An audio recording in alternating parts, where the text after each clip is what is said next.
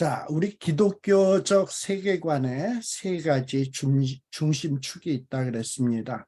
그 첫 번째가 뭐냐? 창조, 타락, 구속, 이렇게 세 가지가 있고요. 이것을 또 다른 의미로 얘기하면 창조에 해당되는 것이 뭐냐면 이 창조된 세계가 타락했기 때문에 이것을 구원하기 위해서 예수님이 성육신했죠. 그래서 이 성육신과 창조는 서로 연관이 돼 있고, 그 다음에 타락, 이 죄로 인해서 타락되었잖아요. 죄 문제를 하기 위해서는 예수님이 성육신하셔서 고난과 죽임을 당하셔서 죄값을 치러야 됐다라는 거예요.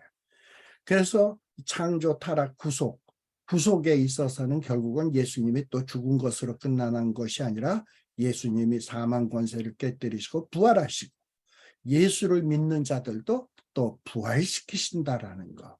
이것이 기독교적 세계관의 가장 핵심적인 세 축이다라는 것을 여러분들이 기억하셨으면 좋겠습니다. 그래서 이 성육신에서 나오는 핵심 개념은 뭐냐? 이 세상, 물질 세상, 더러운 인간, 이것은 하나님의 배척의 대상이 아니라 하나님이 사랑해서 회복시킬 대상이다. 그래서 예수님이 성육신에서 오신 것이다라는 이런 관점을 가져야 되고요. 그 다음에 타락, 이 타락이라는 것을 그저 만만한 것으로 보는 것이 아니라 아주 심각한 것이다. 우리는 하나님이 가만 내버려 두면 타락할 수밖에 없다. 죄가 그저 별거 아닌 것처럼 생각하기가 쉬운데 죄는 아주 심각한 것이다. 근데 이것을 우리 스스로의 능력으로 해결할 수 있다? 절대 없다. 우리 이성으로 해결할 수 있다? 없다. 오로지 뭐로만 가능하다? 그리스도의 고난과 죽으심, 십자가의 보혈의 피로서만 가능하다. 그것을 믿을 때만이 가능하다. 이것이 예수님이 고난당하시고 죽임 당하심의 의미입니다. 아시겠죠? 자, 그러면 이제 우리가 이 세 축 가운데 성육신, 고난, 죽음, 성육신 하신 거, 고난 받으시고 죽임 당하심, 그 다음에 세 번째가 뭐냐면 예수님의 부활이에요. 창조, 타락, 구속에 해당되는 내용, 구속, 예수님의 부활에 해당된 내용입니다. 그래서 주님의 이 부활이 기독교적 세계관에 어떤 의미가 있는가 하는 것을 이제 살피도록 하겠습니다. 오늘 이 내용까지만 살피고 끝내도록 하겠습니다. 자, 인간의 구원. 여기 제가 노란 것으로 하이라이트 친 부분. 인간의 구원. 우리 인간들의 합리적인 지성과 또 도덕과 어떤 인간들의 선한 노력에 의해서 이 세상이 구원될까요? 인류가 구원될까요? 이 세상에 어떤 천국이 임할 수 있을까요? 절대 없다라는 것이 기독교적 세계관입니다. 어떤 인간의 구원은 예수 그리스도의 고난과 죽음으로서만이 이루어질 수 있습니다. 어떤 윤리적 업적이 어떤 대단한 업적, 윤리적 업적이 있다 하더라도 구원의 조건이 될 수 없습니다. 그러면 이제 이런 생각이 들죠. 그러면 어떤 인간의 윤리, 인간의 도덕, 이건 끝장난 거냐? 아무 의미 없는 거냐? 이런 생각이 든다 이 말이에요. 네. 그런데 그렇지 않습니다. 예수님께서 죄에 대해서 죽으셨다. 그리고 그로 말미암아 그 예수님이 죽으시고 그 피 흘린 값으로 우리가 구원받게 되었다라는 것은 도덕과 이제 더 이상의 윤리와 도덕이 필요 없다라는 것이 아니라 이제 예수님이 이제는 죄에 대해서 죄값을 다 치루었으니까 이제부터는 더 이상 죄 짓지 말고 하나님 앞에서 산자가 되어서 선을 행하면서 살라는 거예요.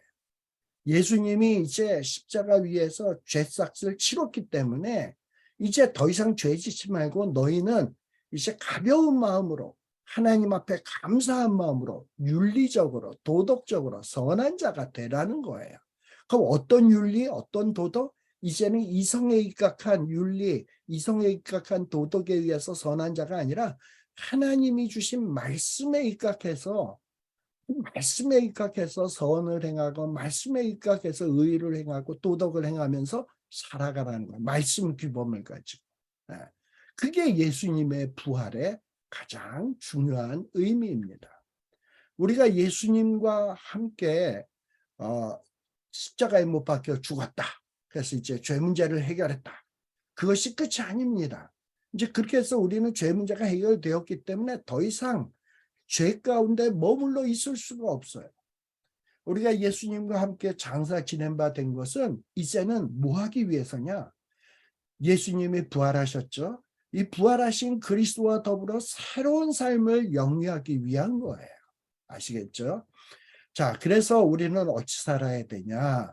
로마서 6장 1절 이하에 보게 되면 에베소서 4장 17절 이하에 말씀해 보게 되면 옛사람 곧 이전의 행실은 다 벗어버리고 의와 거룩 안에서 하나님의 뜻을 따라 지음을 받은 새 사람을 입어야 된다. 우리가 예수님이 나 때문에 고난 받으셨네요, 죽으셨네요 하고 믿었어요. 그래서 구원받았어요. 그러면 이제 그것으로 죄 문제 해결됐다 끝! 이게 아니라 이제부터는 옛사람을 벗어버리고 이제 하나님의 뜻, 하나님의 말씀이죠. 규범이죠. 그 말씀의 규범을 따라서 지음을 받는 새 사람을 입어가야 된다라는 거예요. 그리고 예수님이 부활하신 것처럼 우리도 이제 그리스도와 더불어 부활한 존재예요. 그러니 이제는 이 땅의 것을 추구하는 것이 아니라 말씀에 입각해서 위의 것을 찾아야 됩니다. 이게 우리가 이제 예수 그리스도를 믿는 자의 삶이 되어야 된다. 그리고 이렇게 위의 것을 찾는 삶은 이 땅의 세계, 곧 그리스도인의 개인적인 삶과 모든 사회적 관계 안에서 드러나야 돼요. 내가 막 위의 것을 찾는 것이 혼자서 돌방에서만 추구하는 게 아니라 위의 것을 찾는 삶은 이 땅에서 모든 사회 속에서 이런 위의 것을 찾는 모습이 나타나야 합니다. 그리고 이제 그리스도 안에 있으면 옛 것은 지나가고 새 것이 와야 된다. 고린도후서 5장 17절이에요. 그래서 이 새로운 삶이 내 현실의 삶 속에서 나타내야 된다라는 거예요. 이전에는 우리가 어둠 속에 살았는지 모르지만은 이제는 빛의 삶을 살아야 된다 이 말입니다. 이렇게 우리가 예수님을 영접하게 되면 우리 예수님이 이제 우리 안에 거하시게 돼요. 그리고 그리스도인 안에 계신 우리 예수 믿는 사람들의 마음속에 계신 그리스도께서 우리 안에서 우리를 자기의 형상으로 만들어 가십니다. 그래서 우리 이런 모습들이 우리 삶을 통해서 표현돼야 되는 거예요. 또 그뿐입니까? 우리 부활하신 예수님은 우리 그리스도인들 안에 뭘 보내주시냐? 성령을 보내서 내주하게 계신다. 내주하게 하신다라는 거예요. 그래서 예수님이 지상에 계실 때에도 예수님은 장차 내가 보혜사 성령을 너희에게 보낼 거다. 그리고 너희와 항상 있게 하실 것이다 라고 약속했어요. 그리고 오순절 날에 주의 성령이 그리스도인들에게 임하기 시작했습니다. 그리고 이 성령이 우리 속에 거하시게 되면 이 성령이 우리의 몸의 행실을 죽여요. 우리의 의지, 우리의 이성으로서는 내 몸을 제어할 길이 없다니까. 마음은 원이로되 육신이 약하야 안 돼. 우리의 노력으로는. 근데 성령이 거하시면 그 일이 가능하기 시작을 해요. 자, 그러면 성령이 역사하도록 하려면 어떻게 해야 되냐? 내 의지로 안 되면 그냥 하나님 앞에 무릎을 꿇는 거야. 하나님, 내가 한만 노력해도 안 되네요. 내가 한만 이렇게 해야 돼, 이렇게 해야 돼도 안 되네요. 성령님 역사해 주세요. 성령님 역사해 주세요. 눈물을 흘리면서 매달리기 시작하면 그 기도 중에 하나님의 말씀이 생각나게 하시고 깨달음을 주시기도 하시고 또는 말할 수 없는 평강을 주시고 내 내면에서 쑥 나오는 어떤 능력을 체험하게 하시고, 그러면서 내 몸에 이 내가 원치 않는 행실들을 꺾어주시고 죽여주신다 이 말입니다. 이제 우리의 몸은 성령의 전이 되었기 때문에 우리의 몸을 더 이상 죄에 넘겨줄 수 없습니다. 이 육신의 열매는 뭡니까? 음행, 더러운 것, 호색, 우상숭배, 술수, 원맺는 것, 분쟁, 시기, 분냄, 당짓는 것, 불리함, 이단, 투기, 술취함, 방탕함, 이런 육체의 일들. 사실 가만 보면 얼마나 우리의 힘으로 제어하기 힘든 것들입니까? 근데 이게 우리의 능력으로 제어가 되느냐? 몰라. 요만큼은 되는지 몰라. 근데 그만큼으로 우리가 의롭다함을 받을 수 있느냐? 절대 없어. 사람들이 볼 때 좀 착해 보일 수는 있겠지. 근데 그걸로써 우리가 구원을 받는다? 하나님 앞에 의롭다 여김을 받는다? 절대 없습니다. 이거는 그리스도의 보혈로서만 이 문제가 해결될 수 있는 거예요. 그리고 성령님이 내 안에서 역사해서 내 이 육체의 일들을 죽여주셔야지만 이게 해결될 수 있어요. 근데 이렇게 성령에 의해서 이 육체의 일들이 막 죽여질 때 그 다음에 나타나는 일들은 뭐냐? 사랑, 희락, 화평, 오래 참음, 자비, 양성, 충성, 온유, 절제. 성령의 9가지 열매죠. 이 열매들로 바뀌어지게 돼요. 근데 이 사랑, 희락, 화평, 오래 참, 자비, 양성, 충성, 온유, 절제도 내가 사랑해야지, 절제해야지 됩니까? 안 돼요. 어떻게 해야 되냐? 내 안에 계신 성령님께 의지해야 돼. 눈물로 나아가야 돼. 기도해야 돼. 힘달라고 능력을 해야 돼. 그리하게 되면 그 성령 하나님께서 능력을 주셔요. 내게 능력 주시는 자 안에서 내가 모든 것을 할 수 있느니라. 사도 바울이 그렇게 고백하고 있지 않습니까? 이전에는 탄식했다. 오라 나는 공고한 자로다. 누가 나를 이 사망의 몸에서 건져내랴.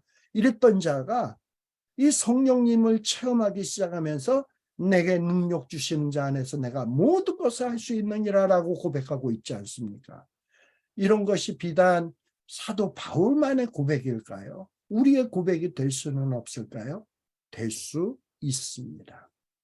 자, 그러면 이렇게 성령님이 우리 안에 역사하면 성령님이 우리의 육체의 일들을 멸하시고 성령의 9가지 열매를 맺게 하신다고 이렇게 얘기를 하니까 그러면 이제 성령님만 마음에 모시면 더 이상 이제는 뭐 말씀 읽는 거, 성경 공부하는 거 필요 없네. 성령님이 알아서 다 해주실 텐데 뭐 하나님의 계명 그거 기억할 필요도 없네. 하나님의 성령 하나님이 속에서 다 역사해 주실 텐데 뭐 이런 생각하기가 쉽죠.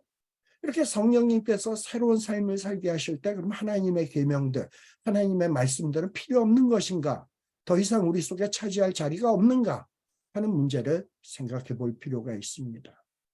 성령을 따라 사는 자는 내면으로부터 하나님의 뜻이 무엇인가를 알고 어떤 외적인 권위의 도움도 받지 않냐고 하나님의 길을 발견할 수 있다. 내가 성령을 따라 살기 때문에 난 더 이상 이제 하나님의 뜻을 할 수밖에 없어.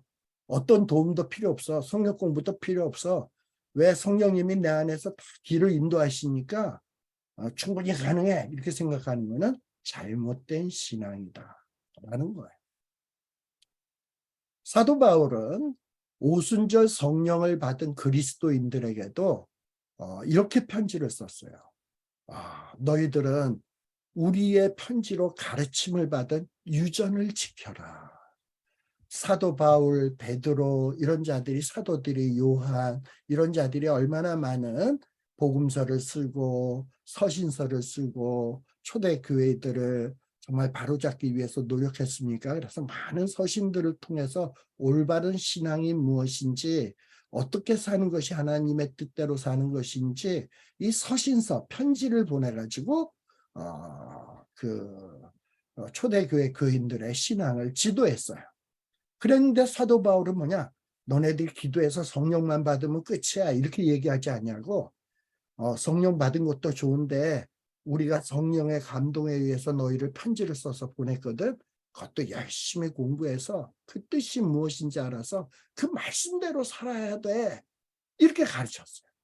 그리고 너네들 복음서를 읽으면서 예수 그리스도로부터 나오는 그 말씀을 통해서 예수님의 교훈이 무엇인지 깨달아야 되고 그 받은 대로 행하면서 살아야 돼. 그리고 구약에 나오는 하나님의 계명들도 지키면서 살아야 돼. 이렇게 얘기를 했어요. 무조건 성령 받기만 하면 성도냐? 정말 거룩한 자가 되는 거냐? 아니에요.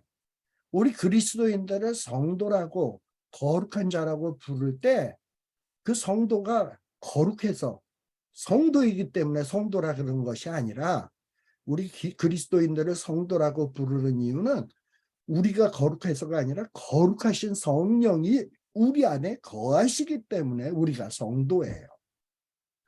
저와 여러분이 거룩하기 때문에 우리가 성도가 아니라 우리가 거룩한 자가 되었다는 게 아니라 우리는 더럽고 추악한 죄인들인데 우리 안에 성령님이 거하시기 시작했어. 거룩한 성령님.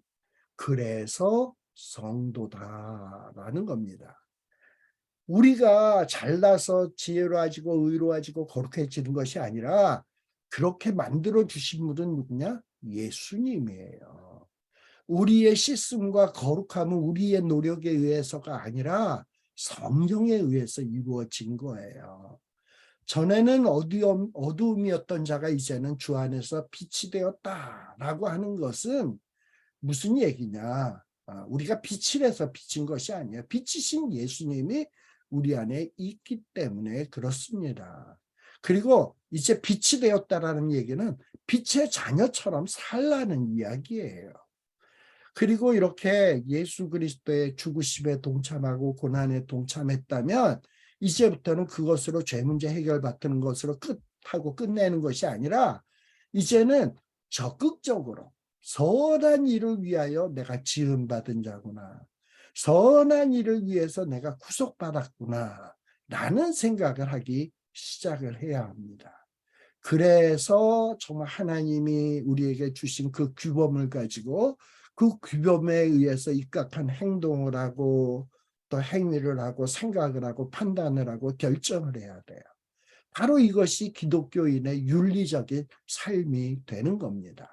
이 그리스도인의 삶은 첫 번째는 이 구원의 은혜에 대한 감사의 표현이어야 합니다만 하나님이 나를 구원해 주셨어. 그러니 이제 선하게 살아야지. 그렇게 해서 선하게 사는 거 좋아요. 근데 거기에서 끝나서는 안 돼.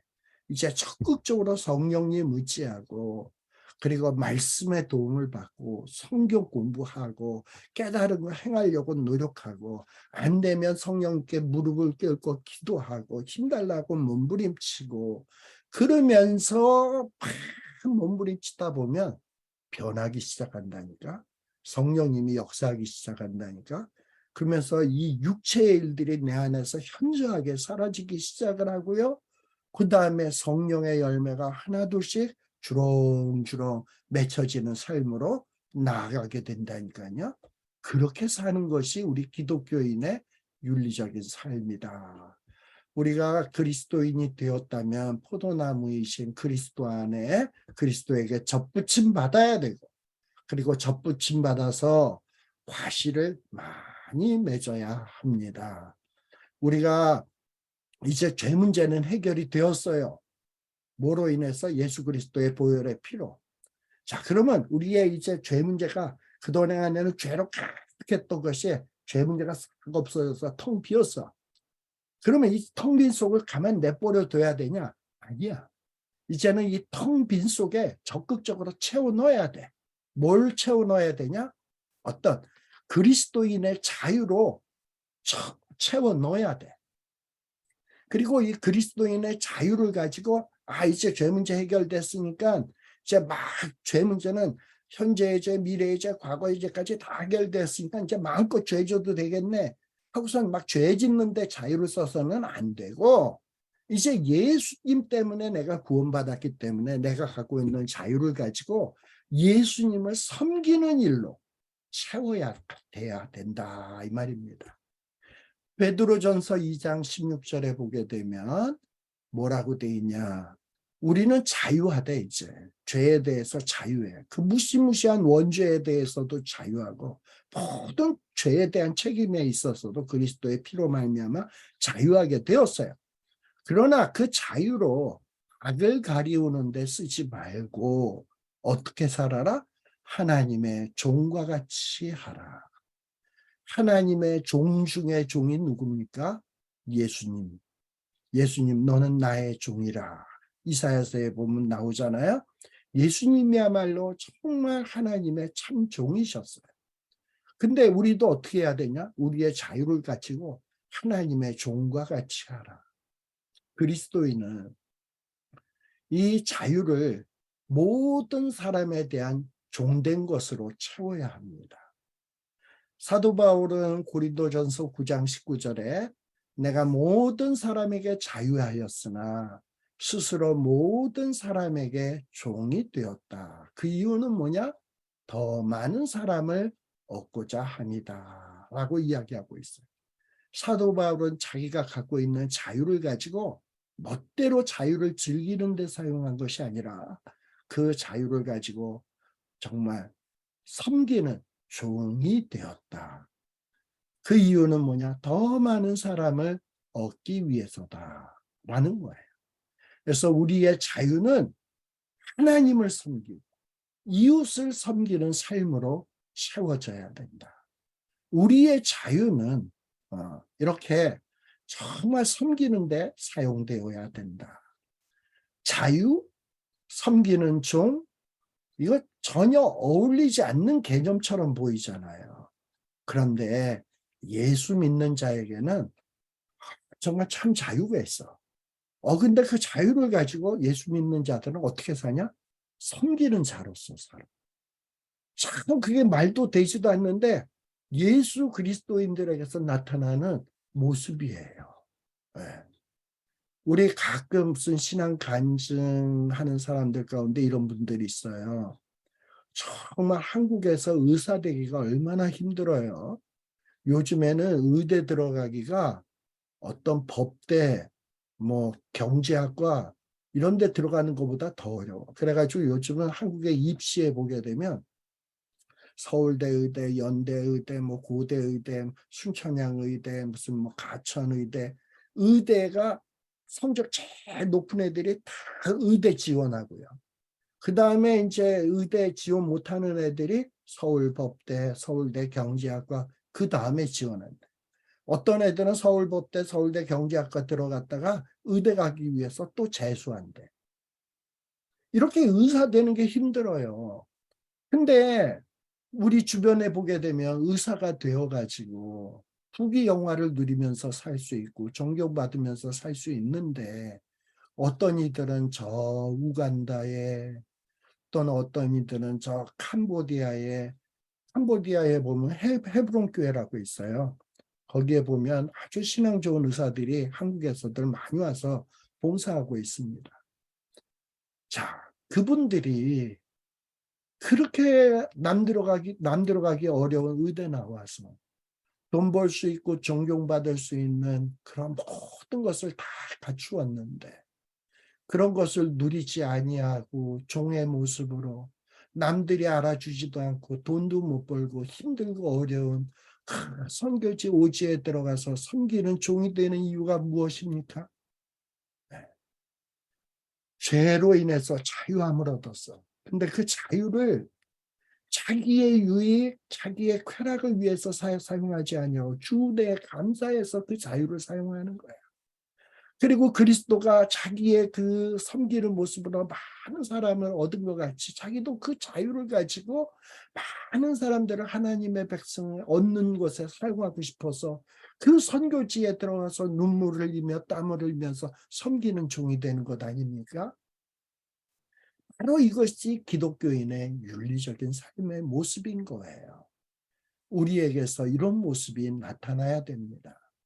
그런데 이렇게 그리스도인들이 섬기는 자유를 실천하는 훈련 학교는 어디냐? 교회예요. 교회. 여러분 이 교회라는 데가 어찌 생각하면 참 교회 오래 다닌 사람들이 이런 생각 많이 하지.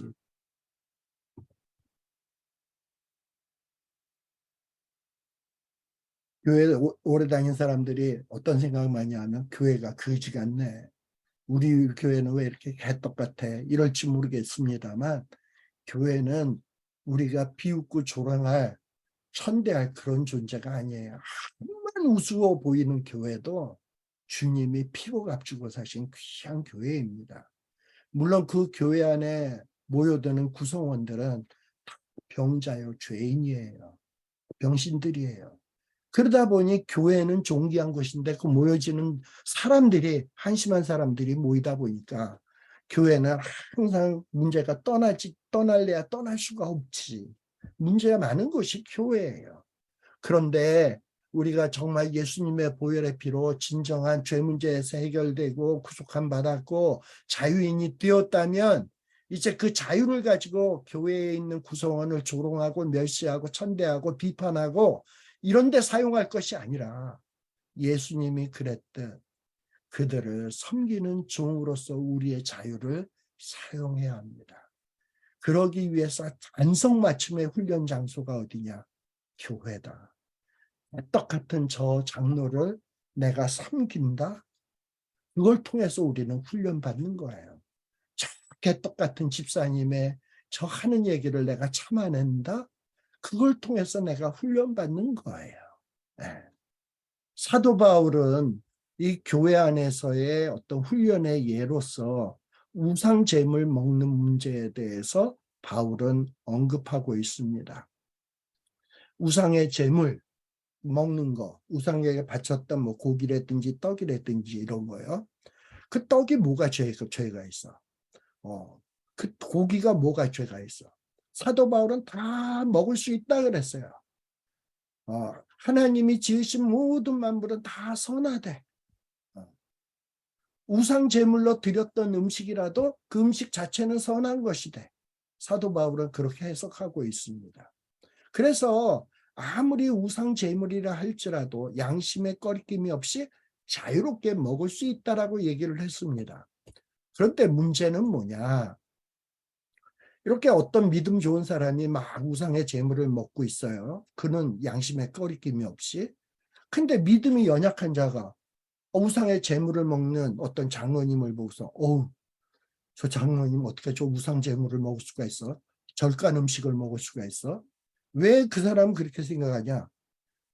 당시 사람들은 우상의 제물을 먹는 자는 우상 섬기는 자로 생각을 했단 말이야. 절간 음식 먹는 자는 부처를 섬기는 사람으로 생각했단 말이야. 믿음이 적은 자들은 그렇게 생각을 했단 말이에요. 그런데 장로님이 막 절간 음식 먹고 우상 제물 먹는 거 보면 얼마나 시험이 들겠습니까? 그런데 사도 바울은 실제적으로 뭐라고 얘기하냐? 아니다. 다 선한 거다. 아무리 절간 음식, 우상 제물도 다 먹을 수 있다. 그런데 믿음이 연약한 자들이 우상 제물을 먹는 걸 보면서 시험에 들게 되면 믿음이 강한 자는 그런 믿음이 연약한 자를 배려할 수 있어야 된다. 너는 암만 처먹을 수 있다 할지라도 네 처먹는 것으로 인해서 어떤 믿음이 연약한 자가 상처를 입는다면 너의 그 자유는 유보되어야 된다. 그리고 너의 믿음 강함은 믿음이 연약한 자를 위해서 사용되어야 된다. 라고 사도 바울은 그렇게 가르치고 있는 겁니다. 그래서 사도 바울은 뭐라고 얘기하냐. 성도 안에 있는 믿음이 연약한 자들이 상처를 입게 된다면 나는 더 이상 고기도 먹지 아니하고 포도주도 마시지 아니하고 무엇이든지 아무것도 그런 건 절대 안 하겠다. 그리고 뭐라고 얘기하냐? 고기도 먹지 아니하고 포도주도 마시지 아니하고 무엇이든지 내 형제로 꺼리게 하는 일을 아니함이 아름다움이라. 그리고 만일 음식이 내 형제로 식족하게 하면 나는 영원히 고기를 먹지 아니하며 내 형제를 식족하지 않게 하리라. 라고 사도 바울은 고백하고 있어요. 이게 바로 믿음이 좋은 자다 이 말입니다. 그래서 죄에서 해방된 자는 죄에서 해방된 것으로 좋다 하고 이러고서 막 사는 게 아니라 이제 내가 죄에서 자유함을 얻었으니 나는 앞으로 어떻게 살 것인가? 이 자유를 막 쓰면서 살 것인가? 아니다. 이 자유를 예수님처럼 살아야 되겠다. 예수님이 가신 길로 나도 따라가야 되겠다. 예수님이 섬기는 종이 되었던 것처럼 나도 섬기는 종의 삶을 살아야 되겠다. 그러기 위해서는 이제 성령님이 내 안에서 아무리 역사하시겠지만 말씀 공부도 열심히 해야 되겠고, 그리고 말씀이 무엇을 가르치니 공부도 해야 되겠고, 그렇게 해서 정말 깨달은 것을 실천하는 데 내 자유를 사용해야 되겠다. 이러면서 사는 것이 뭐냐면 기독교적, 윤리적 삶을 사는 것이다 라는 겁니다. 우리 그리스도인은요, 이제 뭡니까? 물론 이제 예수님의 고난과 죽으심을 통해서 구원받았어요. 죄 문제가 해결되었어요. 그러면 그렇다고 해서 우리가 완전히 다 죄 문제에 대해서 해결되었냐? 그건 아니에요. 우리는 여기 중간에 나오듯이 그리스도인들은 예수님이 재림하시는 날까지 계속 우리는 이 세상 속에 여정 중에 있는 사람들입니다. 우리가 완전하게 구원받는 것은 바로 주님의 재림의 날에 하나님의 은혜로 이루어지게 될 거예요. 그런데 그 주님 재림 전까지는 우리 예수 그리스도인들은 언제나 죄와 더불어 싸우는 투쟁 중에 있다는 사실을 잊어서는 안 돼요. 그래서 우리가 비록 예수님을 믿는 순간 의인으로 인정함을 받았지만 완전한 의인이냐? 아니야. 의롭다 칭함을 받은 거지 완전 의인은 아니야. 우리 예수 믿는다고 완전주의자냐? 아니야. 완전을 향하여 나아가는 자예요. 그런데 물론 성경에 보게 되면 이런 얘기가 나와요. 하나님께로서 난 자마다 죄를 짓지 아니하나니, 요한일서 3장 9절. 봐라. 하나님께로 난 자는 죄를 짓지 아니한다 그랬잖아. 완전히 이제 죄 짓지 않는 데잖아. 이 말씀을 보면 예수 믿는 자는 완전하게 된 거구나. 그리고 무슨 완전주의를 지지하는 것처럼 보이지만 이 말의 해석은 그런 뜻이 아니에요. 이 말은 무슨 뜻이냐? 이 말의 앞뒤 문맥을 보면서 이것이 서술하고 있는 의미를 살펴봐야 돼. 요한일서 1장 1절에는 또 뭐라고 돼 있냐? 만일 우리가 범죄하지 아니하였다 하면, 여기서 말하는 우리는 예수 믿는 사람들이에요. 우리가 범죄하지 아니하였다 하면 하나님을 거짓말하는 이로 만드는 것이니라고 했어요. 그러니 예수 믿는 자들도 범죄한다 안 한다? 범죄한다. 따라서 우리는 어떤 생각을 갖고 있어야 되냐? 예수님이 날 위하여 고난받으시고 죽으셨다. 그래서 내가 죄 문제로 해결되었다. 이 사실 때문에 나는 완전하다 이렇게 생각하면 안 되고, 우리는 의롭다 여김을 받게 되었구나. 의인이라 칭함을 받게 되었구나. 그러나 아직까지는 완전히 의인은 아니구나. 역시 죄인이구나. 그러므로 그리스도인은 의인인 동시에 죄인이구나 라는 것을 인정해야 돼요. 물론 성경에 보게 되면 노아나 다윗 같은 자를 완전한 사람처럼 묘사하고 있는 것은 사실이지만 그들이 완전히 흠이 없어서 완전한 자라고 얘기한 게 아니라 이들의 마음이 어떤 분열됨이 없이 하나님께만 완전히 집중되어 있기 때문에 완전한 자라고 칭하는 것이지, 그들이 흠이 없고 완전히 거룩한 사람이기 때문에 완전한 자다라고 얘기하는 것이 아닙니다. 그들이 하나님을 향한 태도를 칭하는 말이에요. 네. 그리고 아까도 얘기했습니다만 사도 바울도 뭐라고 얘기합니까? 사도 바울도 예수 믿고 난 다음에도 오호라 나는 공고한 사람이로다. 누가 나를 이 사망의 몸에서 건져내려 하면서 많은 갈등을 했어요.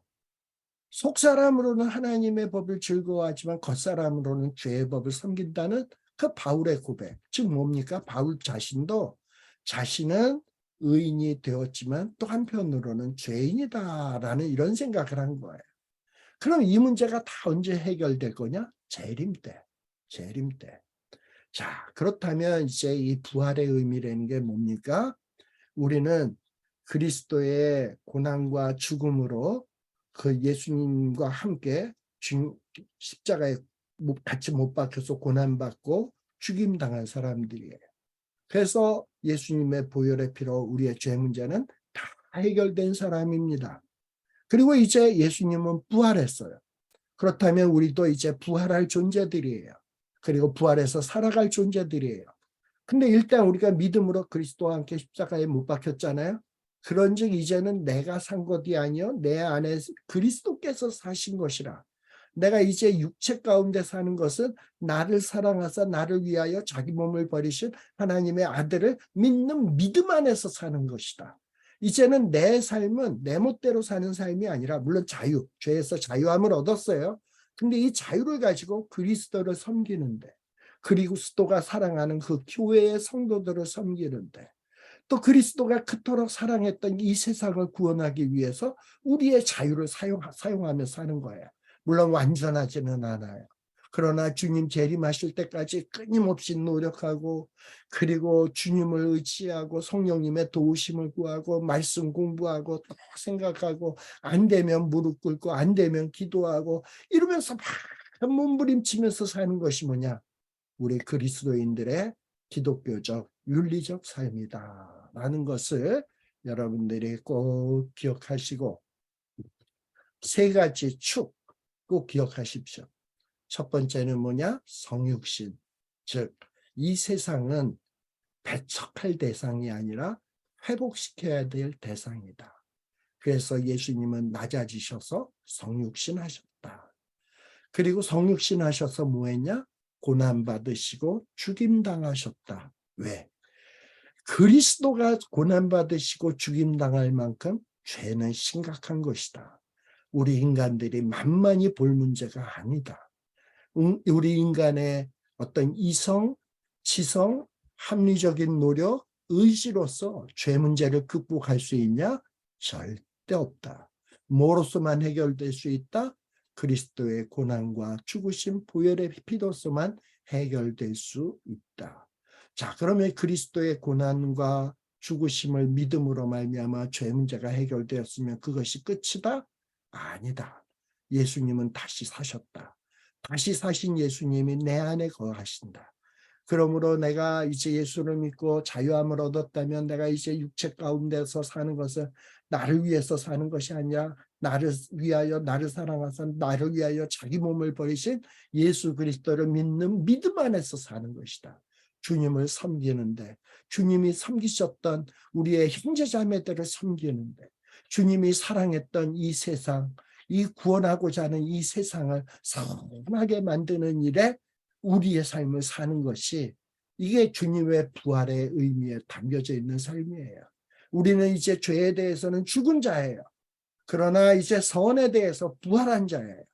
그래서 이 선을 위해서 살아야 되는 거예요. 옛사람을 벗어버리고 새 사람을 입고, 그리고 주님이 목적하신 선한 일을 위하여 지으심을 받은 자이기 때문에 그 선을 위해서 노력해야 된다.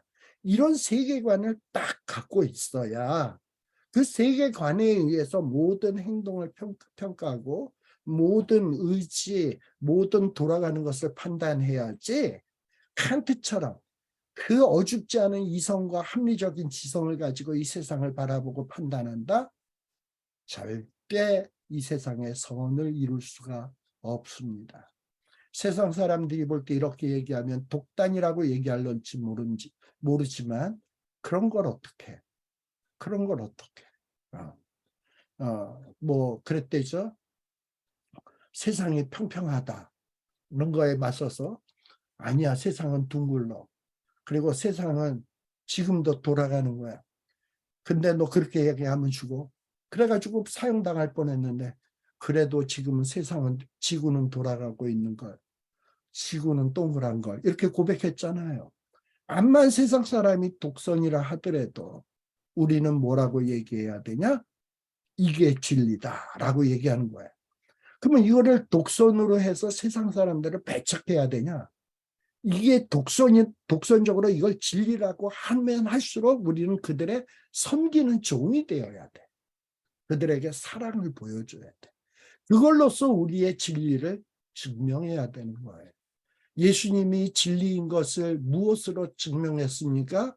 그럴듯한 논리와 설득으로서 자신의 진리를 드러냈습니까? 아니요. 예수님은 고난받음으로, 죽음으로, 그리고 부활하심으로, 새롭게 부활하심으로 자신이 한 말이 진리임을 증명하셨습니다. 그리고 이 땅 위에서 섬기는 종의 모습으로 사시면서 자신이 하는 말이 진리임을 증명하셨습니다. 우리도 이 길을 따라가야 되는 거예요. 그래서 이 일에 동참하는 저와 여러분들이 되시기를 간절히 바랍니다. 기도하겠습니다. 아버지 하나님 감사합니다.